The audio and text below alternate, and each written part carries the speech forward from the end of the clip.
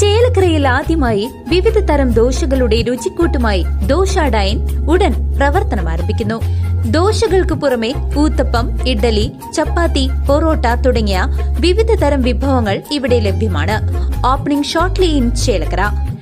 130 kilometre വേഗം സാധ്യമാക്കുന്ന സംസ്ഥാനത്തെ ആദ്യത്തെ റെയിൽവേ സെക്ഷനാകാൻ ഷൊർണൂർ കണ്ണൂർ പാത.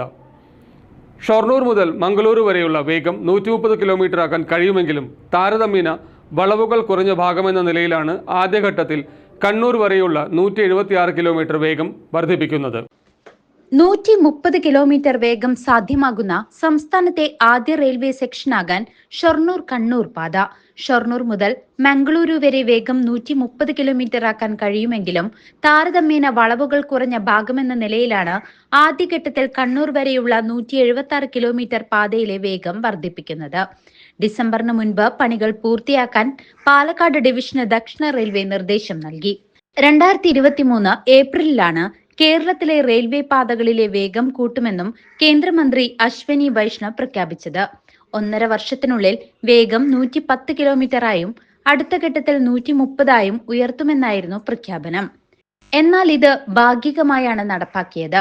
സിഗ്നൽ നവീകരണം, ട്രാക്കും പാലങ്ങളും ബലപ്പെടുത്തൽ, വളവ് നിവർത്തൽ എന്നിവയാണ് വേഗം കൂട്ടാനായി ചെയ്യേണ്ടത്. പാലക്കാട് ഡിവിഷൻ ഇതിനായി കരാർ ക്ഷണിച്ചിട്ടുണ്ട്. ഭൂമി ഏറ്റെടുക്കാതെ വളവ് നിവർത്താൻ കഴിയുന്ന സ്ഥലങ്ങളിലാണ് പണികൾ പൂർത്തിയാക്കിയത്.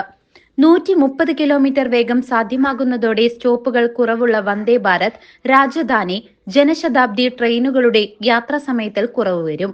മംഗളൂരു ഷൊർണൂർ പാത നേരത്തെ തന്നെ 110 കിലോമീറ്റർ വേഗം സാധ്യമായതിനാൽ തിരുവനന്തപുരം ഡിവിഷനിലാണ് വേഗം വർദ്ധിപ്പിക്കുവാനുള്ള പണികൾ നടന്നത്.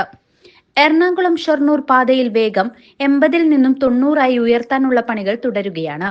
കയറ്റിറക്കങ്ങളും വളവുകളും കൂടുതലായതിനാൽ ഈ ഭാഗത്ത് 110 കിലോമീറ്റർ വേഗം സാധ്യമല്ലെന്നാണ് പഠന റിപ്പോർട്ടുകൾ. News desk CCV.